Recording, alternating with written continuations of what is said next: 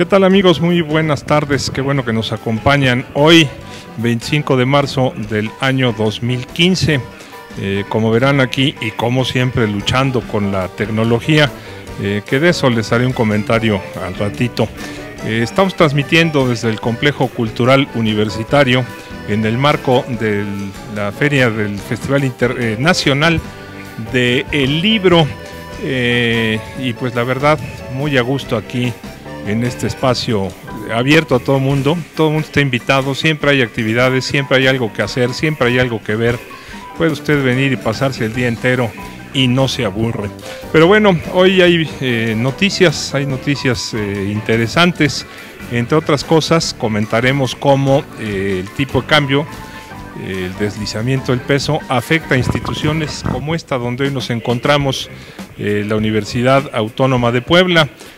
También le diremos que dentro de los esfuerzos que hacen las autoridades y algunos comerciantes, en este caso de los restauranteros, por darle la misma oportunidad a todos los ciudadanos, se han hecho algunos menús en braille que también les comentaremos. En la información nacional, hay problemas en dos estados de la República, particularmente de cara a las próximas elecciones del mes de junio, en Oaxaca y en Guerrero. En ambos casos hay conflictos, en ambos casos inconformidad y en ambos casos llamados a que no haya elecciones. Les vamos a platicar de esto también en la sección nacional. Haremos desde luego remembranzas de la historia, las efemérides de hoy, como todos los días, con el comentario de lo que, a mi entender, desde luego, es importante para el país. En las informaciones internacionales hablaremos, sigue siendo el tema de alguna manera muy lamentable, del accidente aéreo que ocurrió ahí en los Alpes franceses, este avión de Germanwings, que es la compañía de bajo costo de Lufthansa, una compañía muy segura y muy seria, por cierto, y que tuvo un accidente con alrededor de 150 víctimas fatales, entre las cuales hay ya confirmadas 2 mexicanas. Se hablaba de 3, bueno, se ha confirmado que son 2 las mexicanas, 2 mujeres que fallecieron en este terrible accidente. De esto y de lo que se nos vaya ocurriendo estaremos platicando el día de hoy. Si le parece, Manolo Frausto no ha llegado en este momento, tuvo actividades impostergables, y ya sabe usted que el tráfico de la ciudad de Puebla es caótico. Por cierto, ya se terminaron muchas de las obras que se estaban haciendo y que servían como de pretexto para el caos. Yo creo que lo que sigue ahora es contratar a alguna compañía seria, que las hay desde luego, que reordene el tránsito automovilístico en Puebla, porque verdaderamente es caótico, incomprensiblemente caótico. Podría ser mucho más fluido si de alguna manera se coordinaran los semáforos, se actuara con lógica, se impidiera el estacionamiento en algunas avenidas. En fin, de eso comentaremos más tarde. Por lo pronto, si les parece, nos vamos al comentario editorial.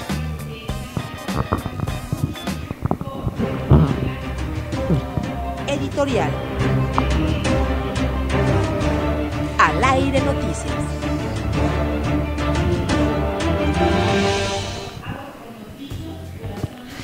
Bueno, hoy por el mismo precio, antes de empezar con mi editorial, tiene usted 2 transmisiones, la nuestra y la de aquí atrás, que seguramente está usted escuchando de Radio WAP, al fin y al cabo, estación hermana de Estamos al Aire, que está justamente atrás de nosotros. Si pregunta de qué es el eco, no son las ovaciones del público.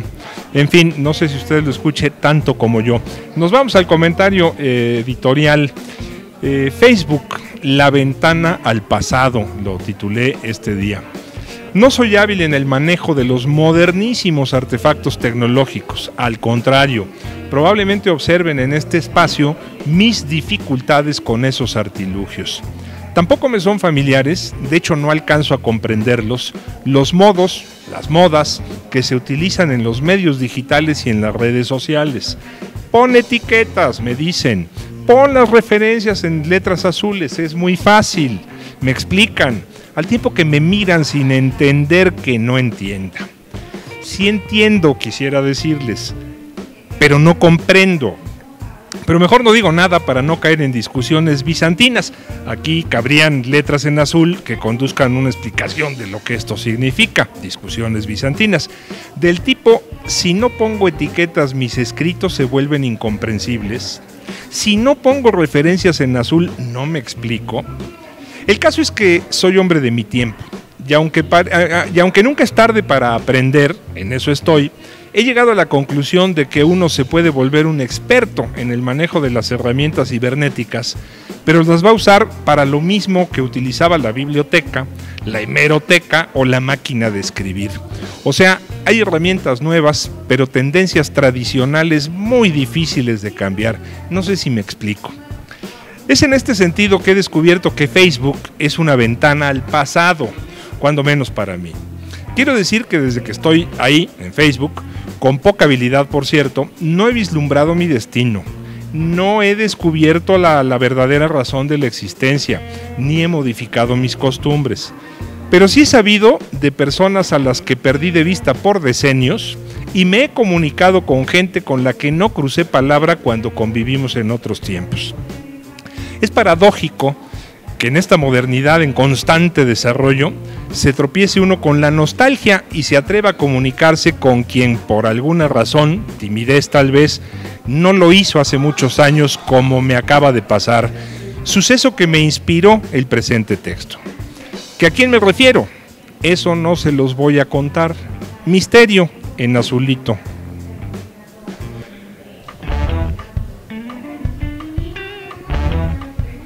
Puebla. Al aire noticias. Sí, cómo no.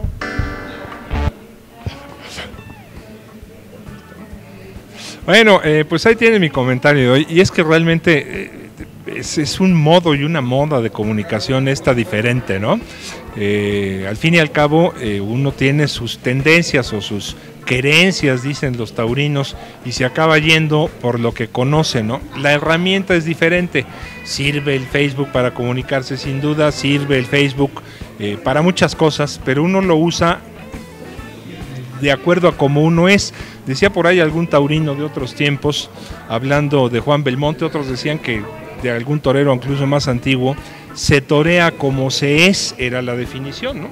El torero actúa, se porta del modo en que su naturaleza le indica, independientemente de la moda, del toro, del escenario, y yo creo que nos pasa a todos un poco lo mismo, ¿no?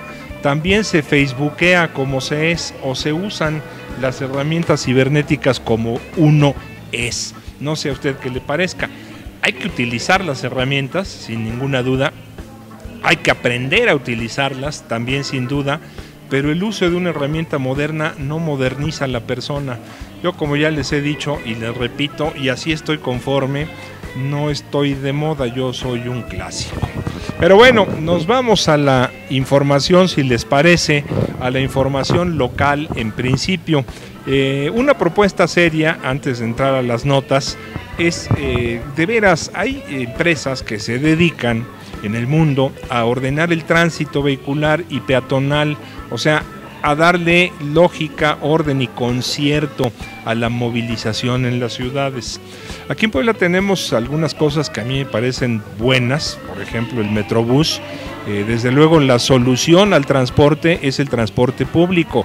Ya hemos dicho y repetimos que una ciudad en desarrollo, una ciudad de primer mundo, una ciudad de avanzada, no es aquella donde todo mundo tiene su coche, sino donde todo mundo viaja en el transporte público. Y las hay, las grandes capitales del mundo, Singapur o Londres o Nueva York. La gente no llega en coche hasta la puerta de su casa, no se estaciona en doble fila, porque ahí donde se paró en doble fila está la tiendita donde compran las tortillas. Hay una lógica en el transporte y se transporta en metro y en autobuses y en este tipo de servicios públicos y masivos. Y eso ayuda mucho, ¿no? El asunto está, hay compañías que se dedican a eso. Hay buenas cosas en Puebla como el Metrobús, algunos otros esfuerzos en transporte público. Ahora hay que racionalizar el transporte. Hay que impedir, por ejemplo, pero drásticamente, no sé cómo, con grúas o algo así, el estacionamiento en doble fila en todas partes y el estacionamiento prohibido en muchas partes. La gente también se para donde se le pega la gana, invadiendo en muchos sentidos o en muchos lugares, quiero decir, los dos lados de la calle, y en lugar de 3 carriles de circulación nos dejan 1, y eso provoca un caos. Dentro de esta modernización también hay que educar en términos de vialidad a todo mundo, no solo al que maneja, también al que camina. De repente vamos caminando y queremos ir a la tiendita de ahí enfrente y nos atravesamos a media calle, arriesgando nuestra vida y provocando también un caos. Hay que respetar al peatón, hay que respetar al ciclista, pero también el peatón y el ciclista, ya no les digo el motociclista, que tendría que comportarse como un automóvil, no como una bicicleta, también tienen que ser racionales.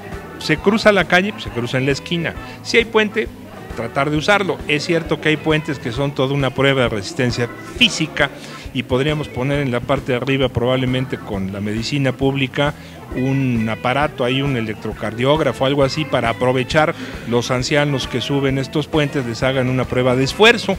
Ahí se podría combinar, ¿no?, tanto el cruzar la calle como un diagnóstico de cómo está su salud, porque hay puentes diseñados muy mal por gente que cree que no va a envejecer o por gente que cree que nunca se va a romper una pierna y va a estar enyesado y con muletas. Pero bueno, también educar al peatón, educar al ciclista, y entonces así ya todos muy educados y muy respetuosos, y la autoridad dándole racionalidad a los semáforos, por ejemplo, para que si uno va a 30 kilómetros por hora o a 40 en la 25 o en la 31 pueda circular sin detenerse cada calle, por ejemplo.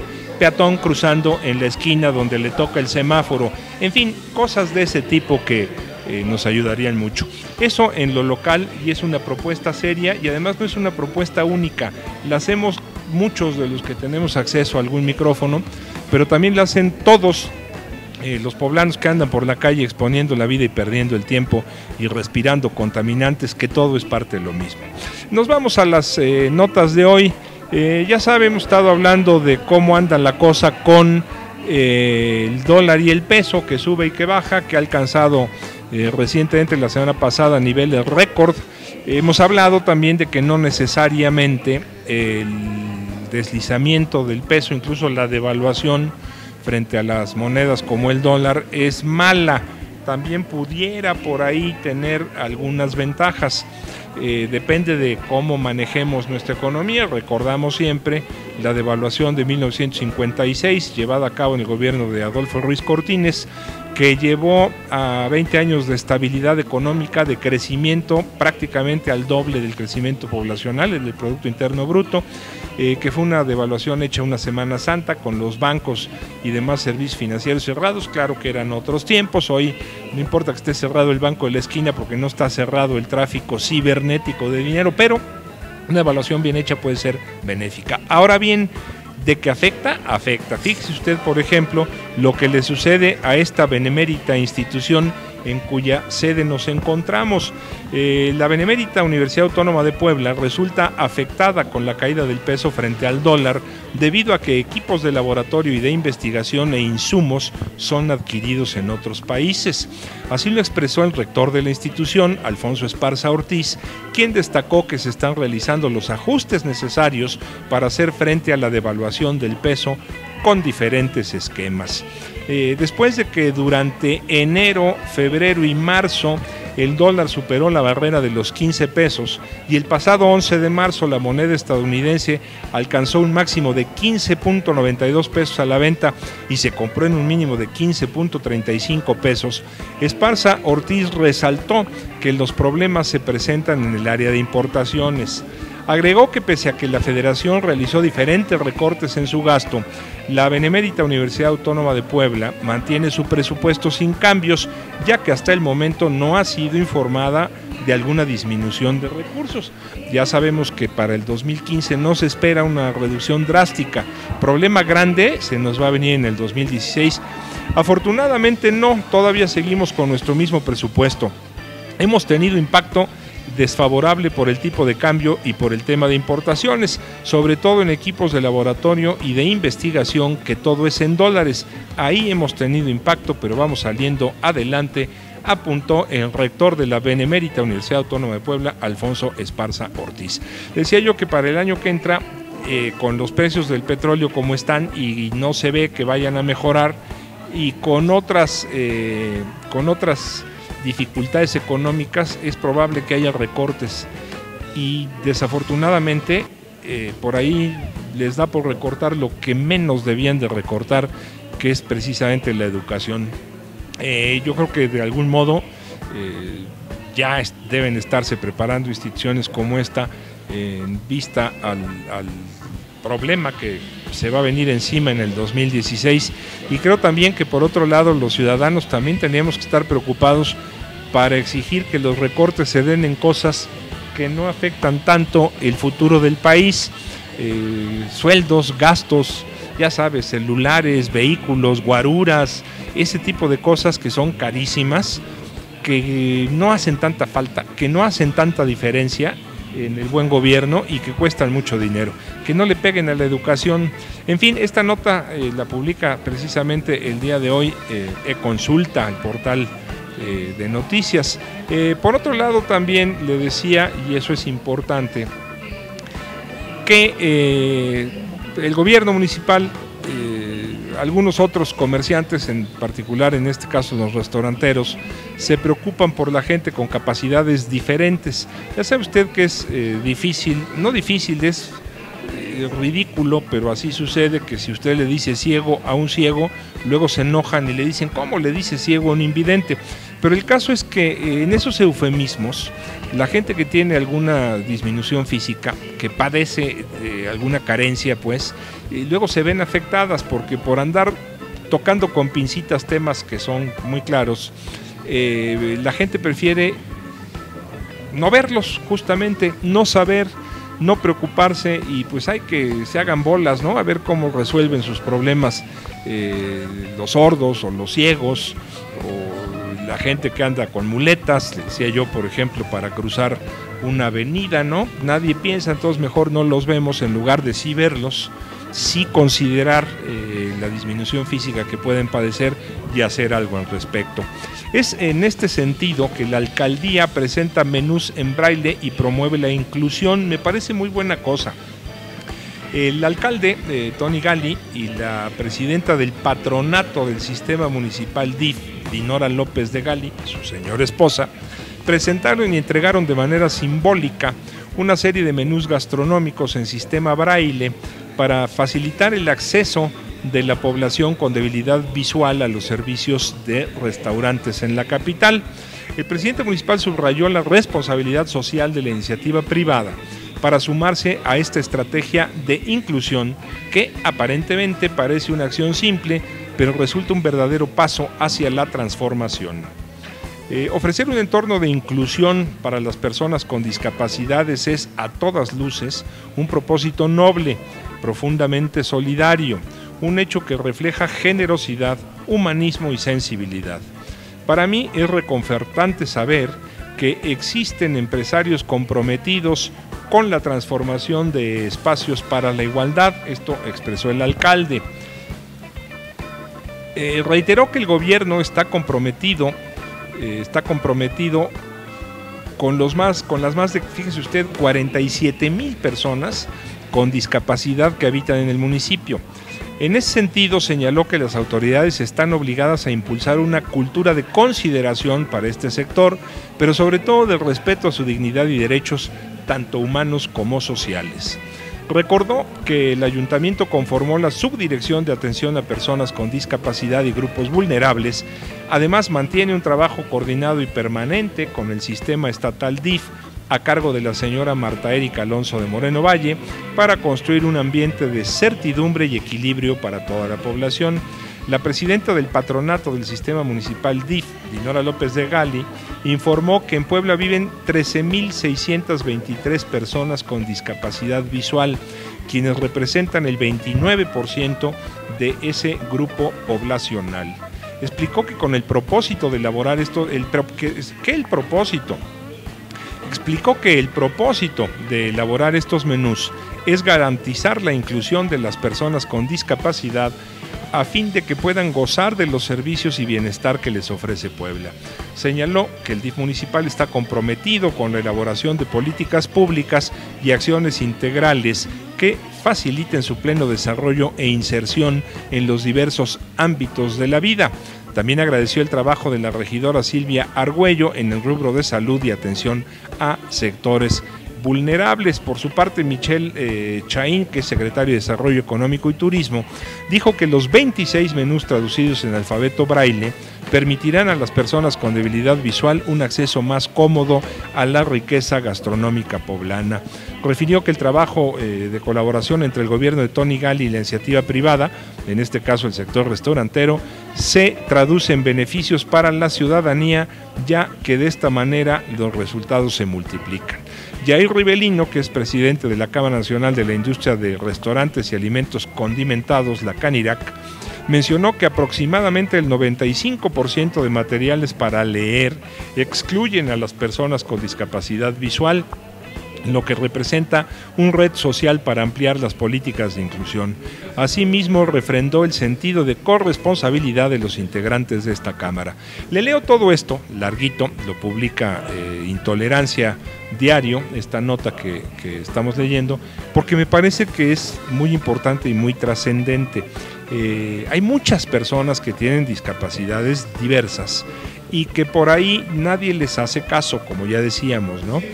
Y de algún modo preferimos no verlas. Yo creo que estos eufemismos, el invidente y no el ciego, la persona con disminución en su capacidad auditiva, antes decíamos sordo, estos eufemismos ayudan como a no verlos, como a ocultarlos, como a no darles importancia, como a no meternos en problemas. Entonces mejor los tratamos con pincitas y no les resolvemos ningún problema, al contrario, en algún sentido les causamos problemas mayores. Estos esfuerzos que pudieran parecer pues, no tan importantes, a mí me parecen fundamentales. Las personas que tienen discapacidad son desde luego tan humanas como cualquiera, a veces más, desarrollan incluso capacidades superiores a otros que gozan de sus 5 sentidos, pero de repente llegan a lugares donde les es imposible moverse. Les pongo un ejemplo, las banquetas de la ciudad de Puebla. Aquí en Puebla tenemos recientemente un montón de avenidas con concreto hidráulico, que algunas, por cierto, de muy mala calidad están resultando porque ya tienen agujeros donde debían de durar 30 años. Pero bueno, esas son los lugares pues por donde pasan los automóviles, los transportes, las bicicletas, las motocicletas. Pero súbase usted a las banquetas. Le pongo un ejemplo, las banquetas de la colonia La Paz. Ahí, si usted es ciego, por ejemplo, corre el serio peligro de caerse. Ya sabe que La Paz es un cerro, el antiguo Cerro de San Juan, uno de los puntos defensivos de la ciudad de Puebla, por cierto. Entonces la gente construye su casa y le queda desnivelada por el nivel natural o el desnivel natural del cerro. Entonces, para hacer su lugar para entrar a su casa, si la hace subterránea, pues hace un agujero que puede llegar a medir 2 metros en la parte pegada a la pared de la casa. Si usted, le decía yo, es ciego, corre el serio riesgo de caerse en ese agujero y romperse una pierna o algo más y adquirir discapacidades mayores. Va usted arriesgando la vida. La gente que hace su entrada a la casa, de eso no se preocupa. Otra, usted va caminando por la colonia La Paz en particular, estoy hablando, pero esto no excluye a muchas otras, y se encuentra en las banquetas entradas con un desnivel hacia arriba de 15 grados o hacia abajo de 25. O sea, según el señor diseñó la casa, la banqueta se modifica a modo del automóvil que va a guardar en su propiedad y no toma en cuenta que la gente camina por ahí y que tiene que andar subiendo y bajando de sus accesos. Otra, hay quien le parece muy bonito, se ve, luce la casa, pues la inversión, ponerle mármol, por decirle algo. Si usted va caminando y está lloviendo o está mojado o acaban de lavar, también corre el serio peligro de darse un golpe porque se resbala en el mármol. Otro resulta que dice, no, mármol no, mejor le pongo piedritas. Entonces le ponen a ustedes piedritas y va caminando por una banqueta que debía de ser de cemento y se encuentra de repente con una especie de cerro lleno de piedritas, que puede no ser muy alto, pero uno no se lo espera. Por otro lado, también se siembran arbolitos que tienden a extender sus raíces de manera horizontal y después a elevarse sobre la banqueta y el pavimento, que provoca pues otros obstáculos en las banquetas, las rompen, las hacen pedazos. No sé quién en la historia vendió los arbolitos y si se ganó una lana buena, sería una explicación. La otra pues es mera ignorancia. Hay arbolitos cuyas raíces se profundizan en la tierra, no de manera horizontal sino vertical, y bueno, el efecto que uno busca al poner arbolitos es el mismo, ¿no? Se ven bonitos, purifican el aire, son pulmón, pero no rompen las banquetas ni las calles. Entonces la banqueta tendría que tomar en cuenta pues que por ahí pasan peatones.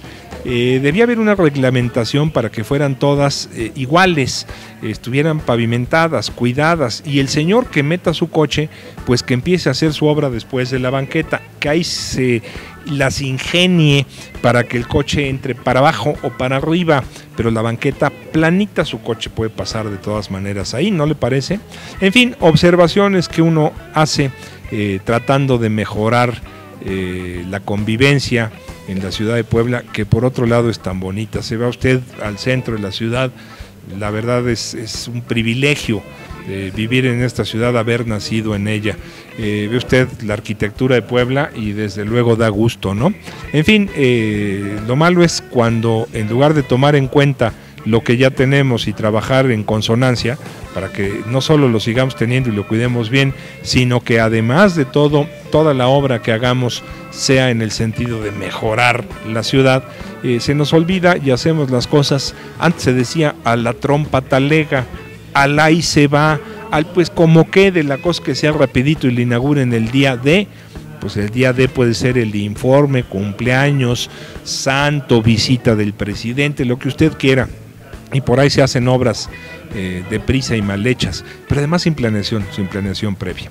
En fin, amigos, si les parece, nos vamos, si nuestra productora no dice otra cosa, a nuestro primer corte y volvemos con la información nacional o con lo que toca, no sé si es la historia o lo nacional, pero ahorita vemos, investigamos, averiguamos y regresamos.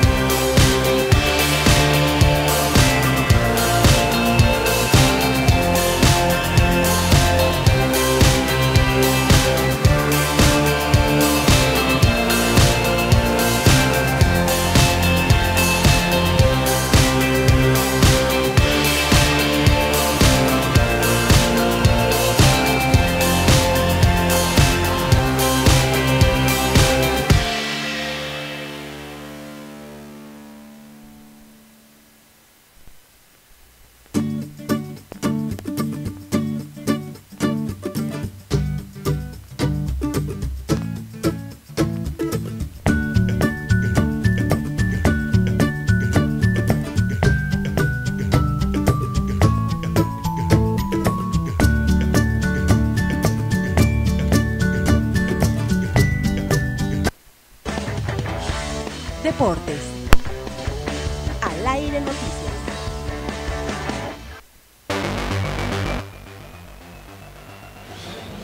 Bueno, estamos en este momento haciendo contacto con Israel Valero para que nos informe qué sucede con los deportes el día de hoy. Israel, en ausencia del titular de este espacio, así dice, ¿no? Manolo Frausto, bueno, somos dos titulares, pero ahorita nada más hay medio. Te saludo, mi querido Israel Valero, con mucho gusto. ¿Cómo estás? Buenas tardes. Hola, José Luis, buenas tardes. ¿Cómo estás? Buenas tardes a todos. Pues vamos a hablar de la información deportiva de este día, que tiene que ver con los Pericos de Puebla. Anoche sostuvieron su primer partido de pretemporada, o mejor dicho, el primero de los últimos de pretemporada. Enfrentaron a los Diablos Rojos del México en el estadio Fray Nano, que seguramente lo ubicas muy bien, José Luis. Fray Nano, que fue considerado pues el padre de la crónica deportiva en México. Hace muchos años él formó o fue parte impulsor de la crónica del béisbol, especialmente en nuestro país. Oye, y seguro es el primer partido, yo ya he oído que andan ahí entrenando y jugando y demás. ¿Es el primer partido de pretemporada en Puebla? No, es el primero de 4 que va a suceder contra los Diablos Rojos del México. Ya el de ayer fue el noveno de toda la pretemporada, pero si algo especial tiene esta serie de partidos es que van contra los Diablos Rojos del México.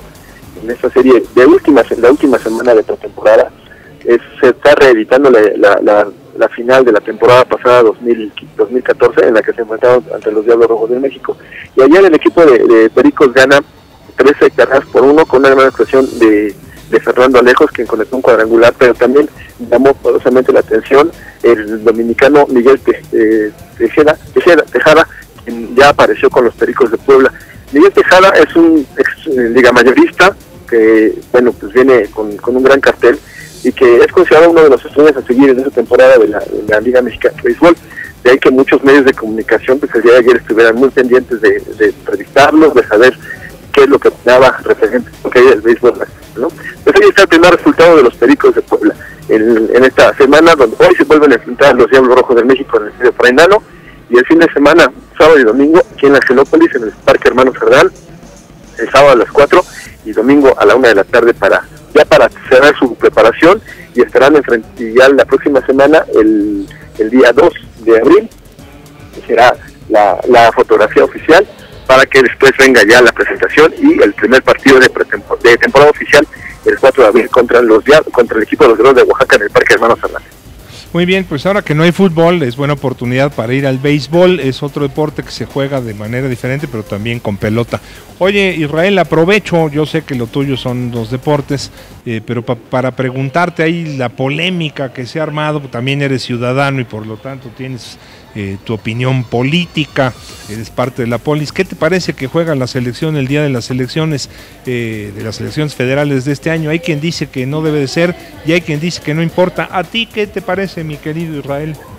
Pues sí, se me hace un poco con plan con maña, ¿no? Por supuesto es un día en que la mitad de la población está en las elecciones y la otra mitad está en su planeta.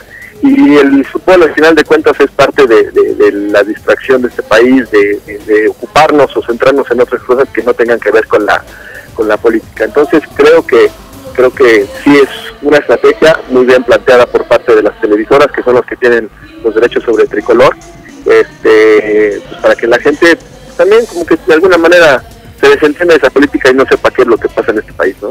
Pues no sé, a lo mejor es plan con maña, y al que quieren defender es al Piojo. Quieren que se distraiga la gente con las elecciones por si nos meten, por si toman venganza de Alemania, que nosotros ni tuvimos que ver, pero ves que es en Brasil, nunca se sabe.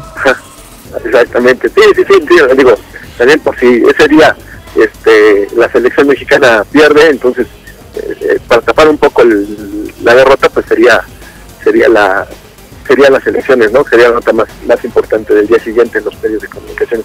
Sí, pues te imaginas a los muchachos diciendo, es que estábamos distraídos pensando qué estará pasando en México con las elecciones. Es buena salida. Oye, ya llegó Manuel Frausto, para que no lo extrañes, le permito que te salude. ¿Qué pasó, Isra? ¿Qué hay? ¿Qué pasó, Manolo? ¿Cómo andas? Listo aquí platicando con José Luis. Sí. Eso escucho. Oye, ahorita que dices de lo de las elecciones, al final de cuentas, este asunto de suponer porque de repente los partidos políticos el planteamiento es que eso va a distraer, va a inhibir que la gente vaya a votar y tal. Pues en buena medida tiene la culpa la clase política, ¿no? Que la gente diga, pues ¿para qué ese desencanto y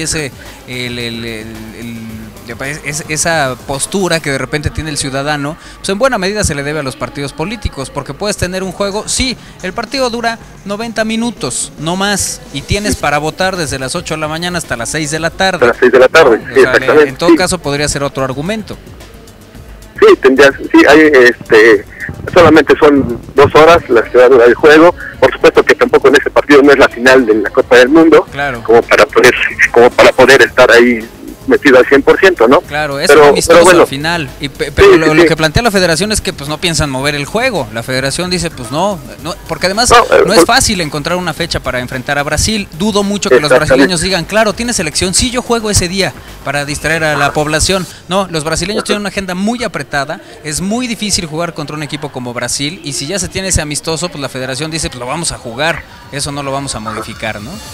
Sí, al final de cuentas tampoco son fines comerciales también para la federación, ¿no? Claro. Digo, le conviene un partido de esa magnitud contra tal selección, y ya lo que venga, pues, o lo que hay alrededor de las elecciones aquí en México es otro boleto, ¿no? Pues sí. La federación no le interesa quién gane, incluso al final de cuentas no tienen candidatos muy precisos, ¿no?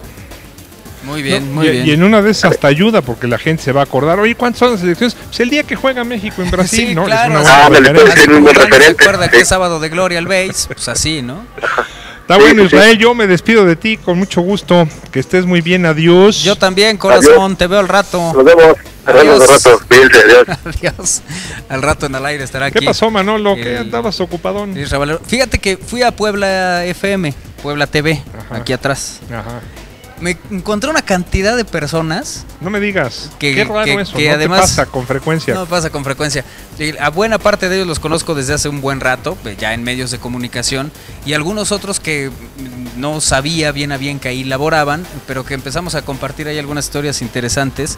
Llegó un momento en que Nelson Galván, que es el otro de los que labora ahí en asuntos de producción en Puebla FM, me decía, ¿qué ya vas a trabajar aquí? Porque voy a contabilidad y ahí estás. Vengo con Raimundo Perroni, aquí estás. Es que Paso al área de comunicación, ahí estás. Dile que tú eres como los rebozos de antes, en cualquier gancho te atoras.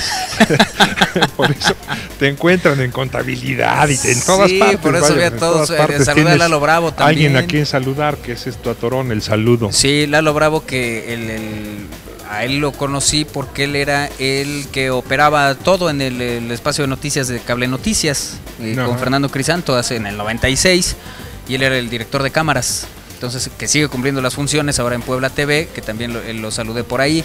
A Nelson Galván también, que fuimos a la misma secundaria y prepa. Luego estudiamos los dos comunicación en la Ibero, y él trabaja también en Puebla TV. A Raimundo Perroni, que también él está laborando ahí, y que lo conocimos desde que estaba en el Museo Imagina, hace ya también una buena cantidad de años. Entre otros, Y ahí Ramiro transmitiste Molina, un par de fotógrafo. programas, ¿no? Me acuerdo muy Sí, bien. cómo no. Ahí Y- jugando como niño chiquito. Ándale, grabamos ahí algunos programas, y me estaban diciendo que a ver si transmitimos desde la feria. Es una posibilidad, doctor. Pues podemos transmitir desde Los Gallos también, ¿no? También. Ay, ¿cómo nos fue? La lotería y A esas ver cómo cosas. estuvo la De historia. Pero cualquier por eso manera, llegué un poco tarde. Andaba pues en la sanción me- económica de esa no te salvas aquí Andaba en menesteres Noticias al Aire, importantes. pero qué bueno que ya llegaste, qué bueno que seas tan saludador y amigable. Bueno, Bueno, vámonos a qué. vámonos a lo que sigue. ¿Nos vamos a lo nacional o nos vamos Nacional. vámonos a lo nacional? Venga. Nacional. Al aire noticias.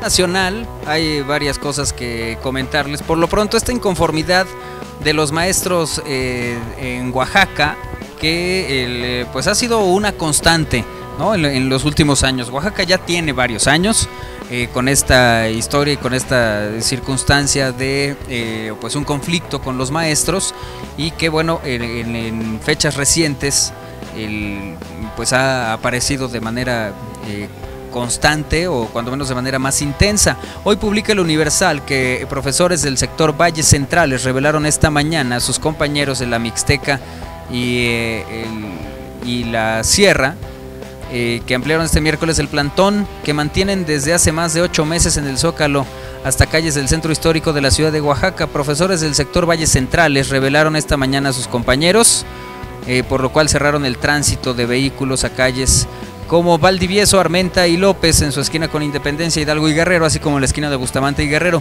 Con el plantón que instaló el magisterio el pasado 21 de julio de 2014, la sección 22 rechaza la reforma educativa y exige al Congreso la aprobación de la Ley Estatal de Educación con base en el Plan para la Transformación de la Educación en Oaxaca. Además, demanda la presentación con vida de los 43 estudiantes de la Normal Rural Raúl Isidro Burgos, desaparecidos el 26 de septiembre de 2014 en Iguala, Guerrero.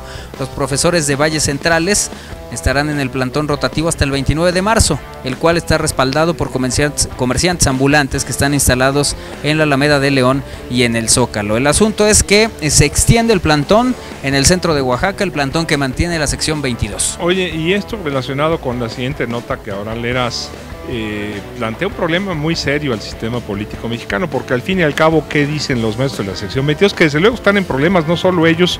El problema de Oaxaca, acordémonos, en la elección del 2006, sí, se temía que no se llevara a cabo esa elección porque el conflicto en Oaxaca tenía una magnitud muy grande, ¿no? Sí. Y hoy también, aparte de Oaxaca, tenemos conflictos en Guerrero, conflictos que tangencialmente se relacionan, que tienen un origen diferente, más profundo con el drama de Iguala, pero con consecuencias que pueden ser pues muy grandes para el sistema político mexicano. Si vemos, Manolo, lo de Guerrero, que ya sabe usted que allá tenemos precisamente, van a cumplirse 6 meses de la desaparición de los 43 estudiantes de la Normal de Ayotzinapa y no acaba de quedar claro qué pasó, cómo fue, quién fue.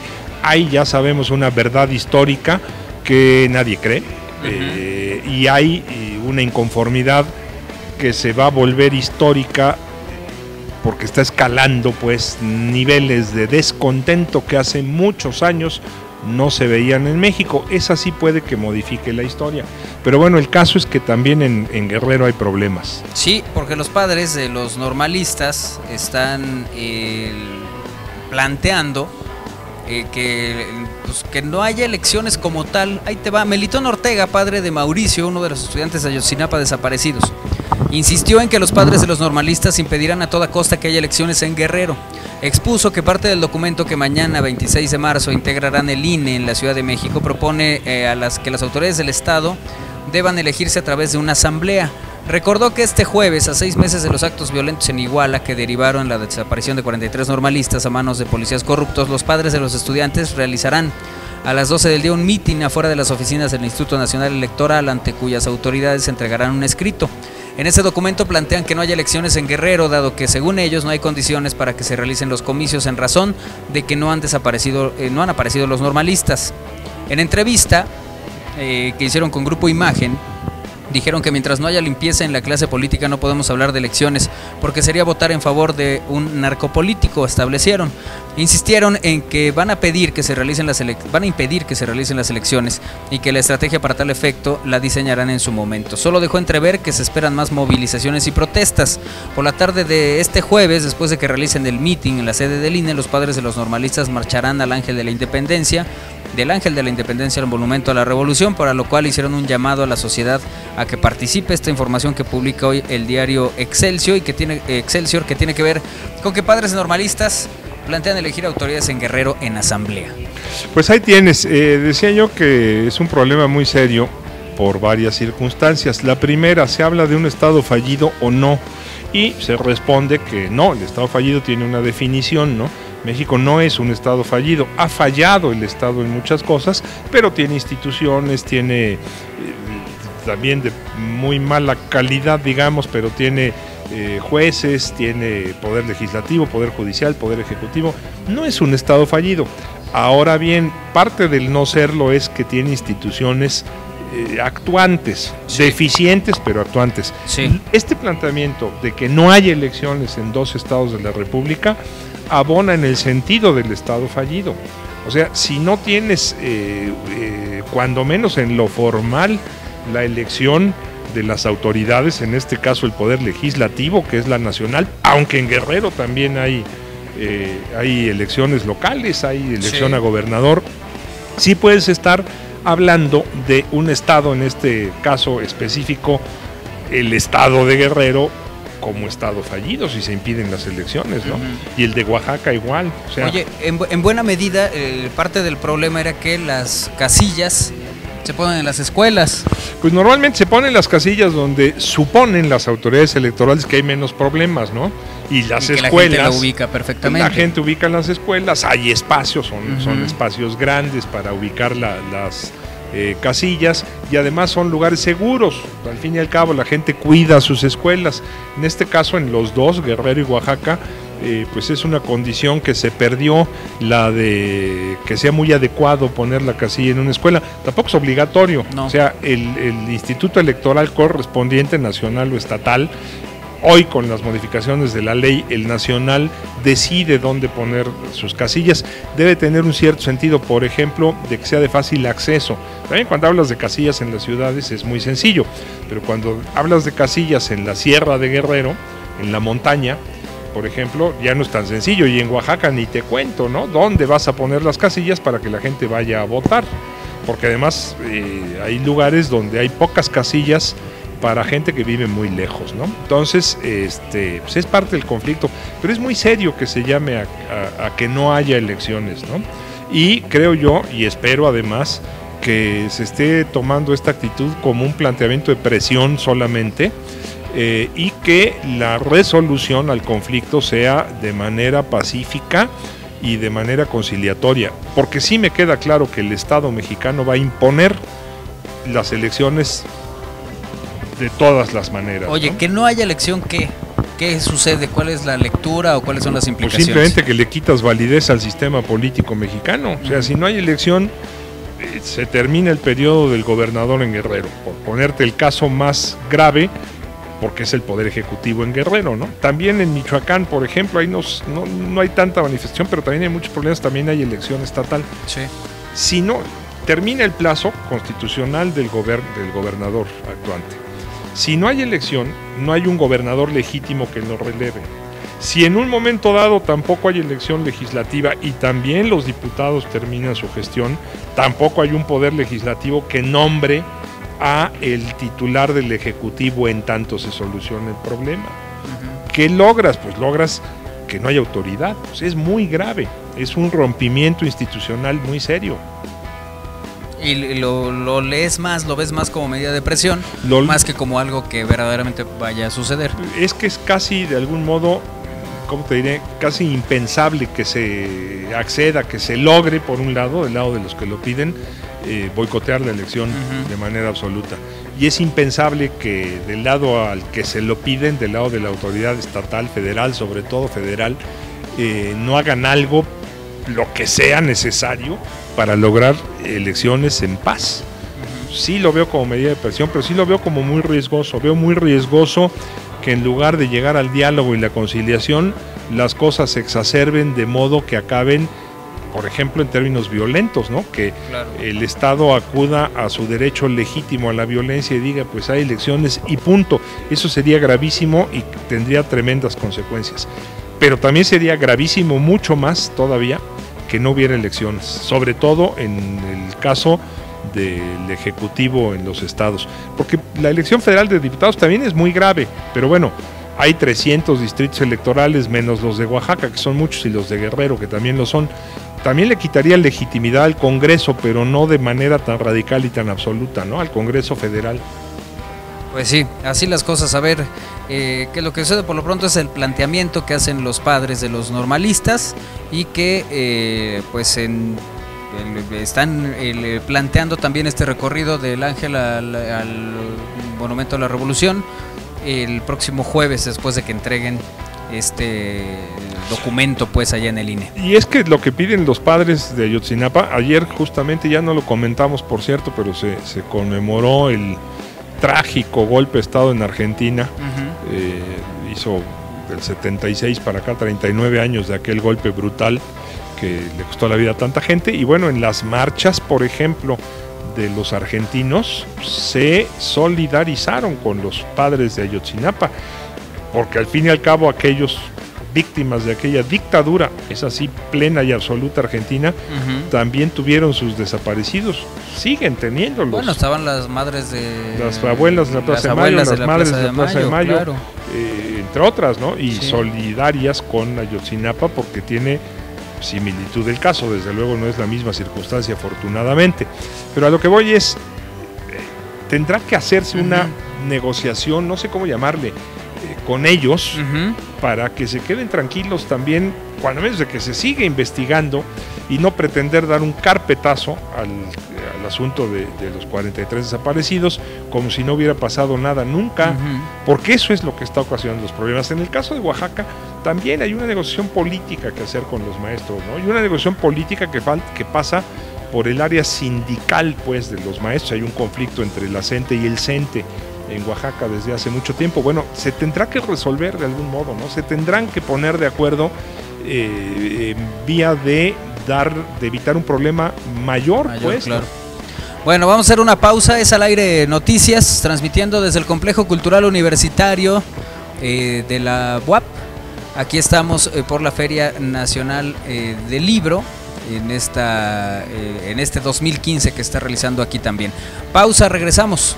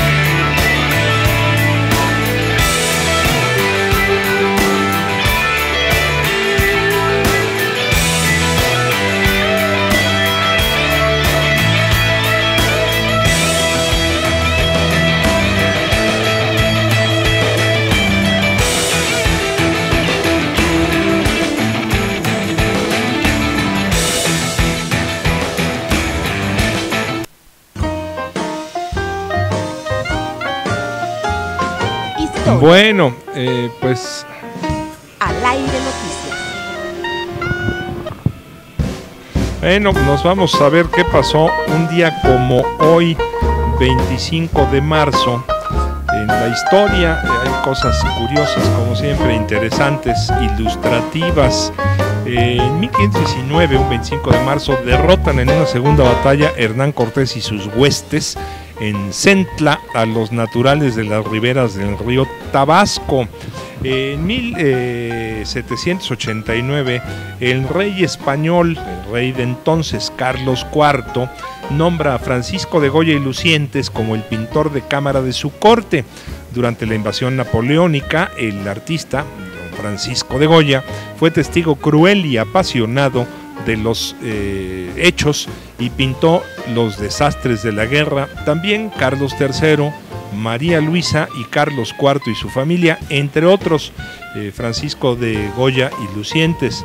En 1793, durante la Revolución Francesa, España declara la guerra a la República Francesa como consecuencia de la muerte del rey Luis XVI, hecho que los españoles consideraron intolerable. La muerte de Luis XVI, desde luego, era impensable en ese tiempo que se atentara contra la vida de los monarcas. En 1814, por cierto, hablando de la Revolución Francesa, muere el médico José Ignacio Guillotín, se diría en español, Guillotin, creo que se dice en francés, pero no sé, y mejor no digo, no vaya a tomar venganza desde Ultratumba. Sí, así se dice. Guillotin. Así, bueno, sí. Pues así, muere, así lo decimos en Francia. Muere un día como hoy. Este señor, ¿qué hizo? Este señor, pues, ideó la guillotina y pues se le ocurrió que era un muy buen instrumento de ejecución y justicia, la guillotina. ¿Cómo se dice en francés? Le guillotiné. Bueno, síguele, doctor. Vengativo que es uno. Sí. Ese fue por Israel. En 1815 forman Israel, Austria, Prusia y Rusia una alianza para combatir a Napoleón, quien regresó de su destierro en la isla de Elba y fue aclamado por el pueblo francés. El imperio de los 100 días se le llamó esa etapa. Los aliados lo vencieron en la famosa batalla de Waterloo. En 1867 nace el músico italiano Arturo Toscanini, quien sobresalió en la interpretación de música clásica y dirigió las principales orquestas sinfónicas y de ópera del mundo. En 1868, hablando de lo que es importante, promulga el gobierno de Jalisco una ley de educación donde se excluyó lo religioso, pero exigió la enseñanza de obligaciones y derechos de los ciudadanos, de moral y de un compendio de historia y geografía del país. Imagínese usted esto en 1868, una ley verdaderamente de avanzada. En 1876 muere el doctor José María Vértiz, fue uno de los mejores oftalmólogos de su época. Hay una calle allá en la Ciudad de México, José María Vértiz, que lo honra precisamente, justo en la colonia Buenos Aires. La José María Vértiz allá en la Ciudad de México es como la 46 de la ciudad de Puebla. En 1881 nace el compositor húngaro Béla Bartók, cuya obra tiene la influencia de la tradición folclórica magyar. Fue el creador del Microcosmos, serie de textos en los que el autor se acerca de manera diferente a la música. En 1912, en Rellano, en Chihuahua, Emilio Campa de los Colorados, así les llamaban, pertenecientes a las fuerzas de Pascual Orozco, ataca a las tropas federales de Madero en Rellano. Lanzó este Emilio Campa, que tenía fama de muy valiente, una máquina loca cargada de dinamita. Hacían caminar la máquina sobre la vía a todo vapor, cargada de dinamita, sin nadie adentro, desde luego. Llegaba a la estación, en este caso en Rellano, y ahí explotaba, causando gran mortandad precisamente. Consecuencias de estos ataques de los colorados al gobierno de Madero: el golpe de Estado con el tiempo de Victoriano Huerta, porque precisamente Huerta, como soldado federal a las órdenes de Madero, derrotó a los colorados orozquistas, que eran de veras muy bravos, muy valientes, y eso le valió que Madero lo tuviera en gran consideración y en su momento lo nombrara encargado de la plaza en México, le diera toda la fuerza del ejército, lo que a Madero en una de sus varias decisiones equivocadas le costó la vida. Oye, el que fue un poco esto que decías de la locomotora cargada con explosivos, por eso es el héroe de Nacosari. Pero ese es al revés, o sea, ese al revés, el héroe de Nacosari, que se llamaba Jesús García, lo que hizo fue sacar una locomotora cargada de dinamita que estaba en la estación en Nacosari, iba a explotar, se empezó a incendiar, dijeron vamos a volar, corran, y Jesús García, el héroe de Nacosari, se subió a la máquina y dijo yo no puedo permitir tanta mortandad, la echó a andar y la máquina voló con Jesús García adentro, fuera de la población, de ahí el héroe de Nacosari. Pero digo, hablando de estas máquinas... De las máquinas locas, aquí lo que hacían era mandar una mandarlas loca para a que explotara dentro de la población. Jesús García la saca de la población saca, para que no cause daños. De ahí el héroe de Nacosari. Y le valió el héroe de Nacosari y su calle también, ¿no? También hay calle. Oye, ¿te acuerdas de Jack Ruby? ¿Cómo no? El que mató a Lee Harvey Oswald. Así es, en 1911 también nació un día como hoy, el asesino de Lee Harvey Oswald, el que es una de las escenas que menos creo de la historia de los Estados Unidos. Mira, el golpe, o sea, el asesinato de Kennedy fue un golpe. El micro, doctor. El asesinato de Kennedy fue un golpe de mano en el gobierno de Estados Unidos que nunca van a reconocer los Estados Unidos que se dio. O sea, no fue un golpe de Estado porque no modificó al Estado, pero sí fue un golpe de fuerza que modificó, desapareció un presidente para poner otro, ¿no? Se habla de una anécdota de Lyndon Johnson, anécdota no comprobada, pero mucha gente la menciona, que le dijeron, oye, necesitamos la guerra de Vietnam, y les contestó, give me the presidency and I'll give you your goddamn war. Mírenme la presidencia y yo les doy su maldita guerra, ¿no? Bueno, el caso es que este Ruby mata a Oswald, que desde luego es muy difícil de creer, las investigaciones posteriores, que haya sido el asesino único de Kennedy, ¿no? Lo mata delante de la policía, casi lo pusieron de pechito los policías de Dallas. A Jack Ruby, que era muy amigo de los policías de Dallas, tenía un cabaret, así se llamaban antes a lo que hoy se denomina table dance, compañeros jóvenes. Pues antes de decir noches de cabaret era las noches que iban cabaret, al table. Pues más o menos, digo, diferencias guardadas. O sea, eran más violentas, las bailarinas usaban más ropita. Pero bueno, el caso está en que, porque ya ves que pobres muchachas descalzas, todo. Sí, hombre. El caso está en que Jack Ruby tenía un cabaret en Dallas, o en Fort Worth, no estoy seguro ahorita, que eran ciudades gemelas y vecinas. Creo que en Fort Worth era el cabaret, donde iban los policías de Dallas a divertirse. Lo conocían muy bien. Entonces, cuando la primera pregunta es, ¿qué hacía este señor ahí a donde Oswald iba saliendo para ser después transportado? De que mataron un presidente. Después de la muerte del presidente. El caso es que mata a Oswald, y al matar a Oswald mata la posibilidad de aclarar el crimen. Sí, ¿no? de revelar, de que en algo, porque además Oswald tiene una cara así como... Ajá, no, Oswald, no entiendo bien qué está pasando, y Oswald se lo quiebran. Era muy probablemente un agente de la CIA al que habían preparado para un atentado a Kennedy, de algún modo, pero al que le jugaron chueco. Sí. Hay diferentes versiones. Fíjate, hay una novela de hace muchos años, no me acuerdo el autor, se llama El Griego, que toca este tema de la muerte de Kennedy de manera tangencial, pero le dicen al tipo que contratan para matar a Kennedy, no a Kennedy, el presidente entonces se llama Baltimore, Peggy Baltimore era la Jackie de la novela El Griego. Bueno, el caso es que le dicen, vas a tirarle, te vamos a poner aquí, vas a disparar, pero no vas a matar al presidente, nomás le vas a dar un susto. Y en el momento en que está el tipo a punto de disparar y fallar sobre el presidente, le hablan por teléfono, habían puesto ahí su línea, no había celulares, pero habían puesto su línea y le dicen, oye, a ver, te voy a pasar a tu mujer, y su mujer le dice, obedécelos o me matan a mí y a tus hijos. Y entonces vuelve a tomar el teléfono el tipo y le dice, dispara a matar. Y no le queda de otra, pues, de algún modo. Es una especulación, pero el caso es que Oswald era clave. Pero es que, a ver, la especulación y esto que nos planteas. Es una novela, te digo. Sí, ¿no? pero digo, de este planteamiento. Que Jim Garrison, el fiscal de Nueva Orleans, hizo una investigación muy profunda. Este planteamiento, y lo contrastas con la imagen, con ese video donde él va saliendo y parece encajado el hombre. Sí, no parece ser el culpable de... Golpeado, además. Sí, con el ojo morado. Pero digo, ya no estamos poniendo en otros terrenos, pues, no, en otra historia. Pero eso todo porque un día que... como hoy, en 1911, nació Jack Ruby. Pero bueno, son hechos de la historia que uno toca, la efeméride es que nació Jean Ruby. Sí. Las consecuencias del nacimiento de Jean Ruby y sus acciones son las que estamos comentando. Y es el contexto que nos hace distintos, doctor, por todo eso que sabes. No, vaya, es el punto de vista diferente a lo cotidiano, digamos, ¿no? Oye, un día como hoy de 1926 nació Jaime Sabines. Jaime Sabines, como no, el gran poeta que además era un sentido lector de su poesía, Jaime Sabines.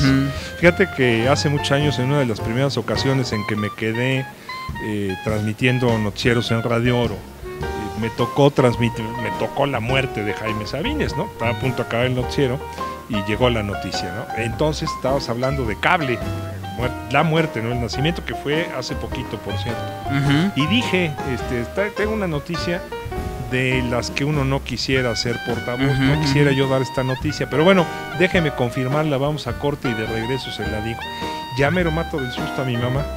Luego me contó, es que me quedé pensando, ¿por qué haces eso? ¿Qué habrá pasado? ¿Qué no se atreve a decir? Era la muerte de Jaime Sabines. Jaime Sabines, sí. Sí, que la verdad es que él tiene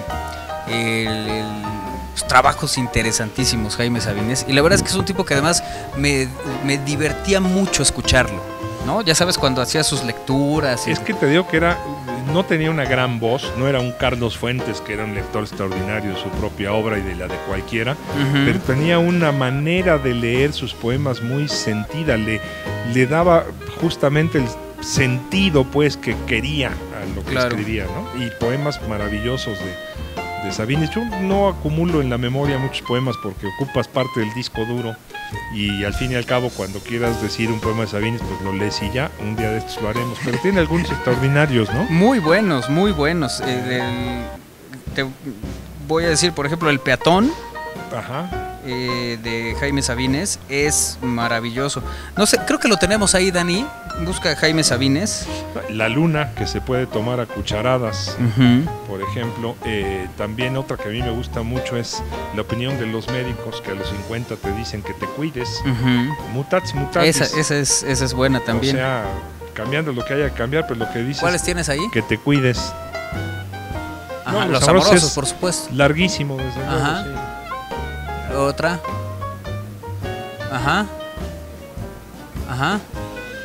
Pensándolo bien. Yo no lo sé de cierto. Pensándolo bien, pon Pensándolo bien, que es el que dice el doctor Pandal. A ver. Nomás que hay que subirle porque ves que si me pone dicen que debo hacer ejercicios para adelgazar. Que alrededor de los 50 son muy peligrosos la grasa y el cigarro. Que hay que conservar la figura y dar la batalla al tiempo, a la vejez. Expertos bien intencionados y médicos amigos me recomiendan dietas y sistemas para prolongar la vida unos años más. Lo agradezco de todo corazón, pero me río de tan vanas recetas y tan escaso afán. La muerte también ríe de todas esas cosas. La única recomendación que considero seriamente es la de buscar mujer joven para la cama, porque a estas alturas la juventud solo puede llegarnos por contagio. Es muy bueno, ¿no? Eso es muy cierto, ¿no? Es muy bueno y muy cierto, sí, por supuesto. Don Jaime Sabines leyendo su poesía. Sí. Eso va a ser nuestra efeméride, Dan, apúntale. Este fue un evento en el Palacio de Bellas Artes, si no me recuerdo, en un homenaje que se le hizo poco antes de morir Jaime Sabines. Jaime Sabines fue un hombre enfermizo, entonces se le acusaba de hipocondriaco, lo operaban frecuentemente de cosas y no se sentía bien con frecuencia, ¿no?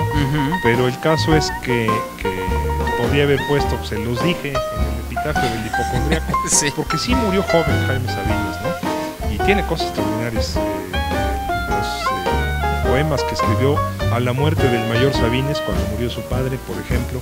En fin, poeta de origen libanés, Jaime Sabines, hermano de un gobernador interino, Juan, y de un gobernador constitucional, también Juan, que no honraron mucho el apellido en Chiapas, ninguno de los dos, menos el hijo. Tenía Jaime Sabines esta característica de pues lo que decías, ¿no? Esta lectura que hacía muy buena de sus textos y de sus escritos. Es que es un poco como canta Armando Manzanero. No podrías decir, oye, qué voz la de Sabines. Te vuelvo a decir como la de un declamador profesional, ¿no? Sí.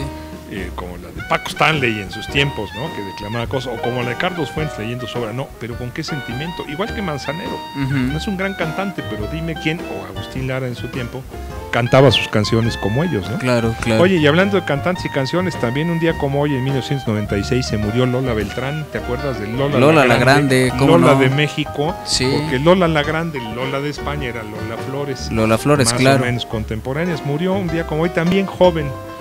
Lola Beltrán, alguna vez tuve ocasión de verla en vivo y a todo color, degustando unos tequilas en la hacienda de San José Ozumba, aquí no lejos de Puebla, cerca de Chalchico. ¿Y qué hacías ahí bebiendo tequila con Lola? Ya ves que uno de repente se encuentra en lugares inesperados.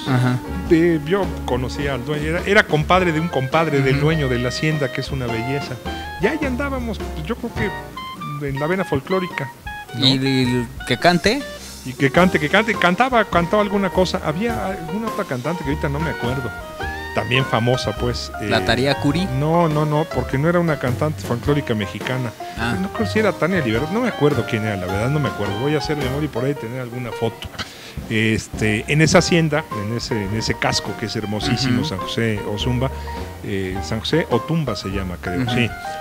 Incluso han filmado algunas telenovelas y demás. Creo que por eso andaba por ahí Lola Beltrán, o haciendo un anuncio o algo así, ¿no? Y nosotros de Mirones, sabiendo que iba a ir. Ese es el caso, ¿no? Y no sé si quieres que sigamos platicando de cosas que pasaron un día como hoy. Pues compárteme uno más, ¿no? Pues nada más es lo importante. Se ha dicho, otra cosa importante en términos de la justicia es que en 1997, en España, el juez Baltasar Garzón decreta la prisión incondicional para el expresidente de Argentina, Leopoldo Galtieri, a quien atribuyó la responsabilidad en el caso de unos 350 españoles desaparecidos durante la dictadura militar de este país. ¿Qué es lo importante de esto? El juez Garzón lo acusó de genocidio, terrorismo, asesinato y detención ilegal. Lo importante es eso, ¿no? La territorialidad. A Garzón mucha gente le dijo, es que no tienes derecho a juzgar a los argentinos, y Garzón decía, son crímenes de lesa humanidad, por un lado, además afectaron a ciudadanos españoles y el derecho sí lo tengo. Es una discusión que no se acaba de resolver, pero citarlo precisamente por esa importancia y esa trascendencia. Es el... Pues de la maravilla, pues, de hablar en esta sección de historia contigo, doctor. No, te digo que son cosas, hay cosas que pasan un día en la historia. Pasa algo, alguien se muere, alguien nace, alguien declara algo, se suscita un hecho. A mí lo que me parece siempre interesante, en el sentido de saber de dónde vienes para definir a dónde quieres ir, es darle contexto a las cosas que pasaron. O sea, ¿qué pasó? Pues pasó que Campa atacó Rellano y venció a las fuerzas maderistas. Pues ese es un hecho. A raíz de esas batallas, ¿qué pasó en la historia de México? La batalla de Rellano no modificó la historia de México, modificó la historia de México que a esos colorados de Pascual Orozco los venció Victoriano Huerta y se hizo hombre de confianza de Madero. Y de ahí la parte más sangrienta de la revolución, ¿no? La dictadura huertista. O sea, ¿qué tiene que ver? Pues tiene que ver nada y mucho, según lo quieras ver. Yo lo que quiero decir es que los hechos, los acontecimientos tienen consecuencias y es bueno pensar en las consecuencias incluso cuando vas a hacer algo en esta vida, ¿no? Claro. Bueno, pues es la sección de noticias. ¿Se acuerdan de Sarah Jessica Parker? Como no, esta de Sex and the City. Así es, ella también nació un día como hoy. Mira nomás, ¿cuántos años tiene nació la muchacha? Un día como... ¿Cuántos años tiene la dama? Te voy a decir, nació nomás que me pueda conectar. Aquí, mira, lo vamos a hacer Chata aquí. No es, desde luego. Chata no es, pero es una mujer que marcó, ¿no? De alguna manera. No, y es una muy buena actriz, además de todo, Sarah Jessica Parker, ¿no? Sí. Y esto del Sex and the City, básicamente es una telenovela, o sea, por capítulos, ¿no? O sea, cada capítulo se consuma a sí mismo, se consume. No tiene que ver con el que viene, pero sí, de algún modo, ¿no? Nació el 25 de marzo del 65. Fíjate, es una chamaca. No me parece ninguna belleza, Pegándole a los 50. No, es que ahí tienes, mira, personas como esta Sarah Jessica Parker. Las encuentras cualquier día en una librería. Sí, cómo no, sobre todo si te vives en Nueva York, es probable. También Meryl Streep, Sí, No sí. es ninguna belleza, pero es una mujer extraordinariamente impactante, ¿no? Sí, También. sí, Y hay otras. personas En fin, con cierto estilo. Bueno, pues vámonos a la información yo no digo internacional. que a mí me gustan las feas porque se me vaya a enojar alguna. No, sí, pero, Sí, que lo mismo siempre, lo mío siempre han sido las feas, ¿no? no, es que de veras hay como que hay bellezas clásicas, ¿no? Sí. ¿Quién es hermosa? Es hermosa, Sí. que a mí no me lo parece. Estábamos hablando el otro día de ella, la de Pretty Woman, Julia Roberts. Julia Roberts. A mí no me parece hermosa. No, Y hay a mí gente tampoco. que dice es hermosísima, pero es como muy clásica su belleza, ¿no? Es una niña muy bien hecha. En fin, Sí, a mí, Julia Roberts no, prefiero por mucho yo sé a quién prefieres por mucho. La niña esta Liz Hurley. Elizabeth Hurley. Hurley, sí, O sea, señor. me parece que esa pero la patea, la deja en el piso. Sí, a mí vieras que me parece malhechona. Sí. Bueno, Bueno, vámonos a pues lo luego platicamos internacional. de mujeres. Internacional. Al aire noticias. Oye, la nota internacional desde Sí. luego sigue siendo el avionazo, Sí, el accidente aéreo en los Alpes suizos. Estuvieron ahí los jefes de gobierno de España, Alemania y Francia. François Hollande, el francés, estuvo Mariano Rajoy, el español, y la señora, ¿cómo se llama? Merkel, Angela Merkel, la alemana. Rindiendo homenaje, haciendo presencia. Fue un drama terrible, te vas enterando de cosas. Los niños que estaban de vacaciones y regresaban después de haber pasado muy buenos ratos en España. Un equipo de fútbol sueco que a la hora de la hora no abordó el avión, no le tocaba. Y bueno, se ha confirmado que entre los muertos hay 2 mexicanas. sí, 2 mexicanas que murieron en el avionazo, Daniela Ayón y Dora Isela Salas. Iban en el avión que cayó en los Alpes, informó Reina Torres de la Cancillería. Otro pasajero que la aerolínea señaló como mexicano era español. Finalmente son 2 los que Relaciones Exteriores identifica a 2 mujeres mexicanas que murieron en el avionazo. Y hoy Milenio publica también: mexicana viajó a Europa para encontrar el amor. Y un poco va platicando, ¿no?, la historia de esta mujer que viajó a Europa y que, bueno, pues encontró la muerte ahí. La hermana de Daniela Ayón, víctima del accidente aéreo de los Alpes, dijo que se reuniría con ella en Semana Santa.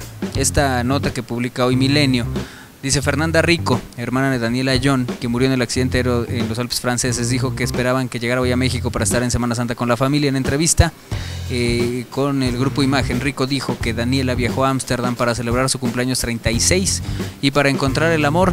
Quería conocer un hombre con el que había hablado por internet. Ella decía: es él, es él. Pero cuando comenzó a tratarlo le pareció muy serio y decidió ir a Barcelona. Consternada, Fernanda explicó que eran medias hermanas, pero que eran muy unidas. Decía que iba a morir joven y eligió la forma más extraordinaria y rara para irse, tal y como fue ella. En la familia siempre dijimos que cuando alguien se fuera íbamos a reír y a celebrar. No pensamos que fuera tan difícil, comentó. Fíjate lo que es, te salvas del rayo, pero no de la raya, decía el dicho mexicano. Porque Sí. era un rayo y no te mueres y no te toca.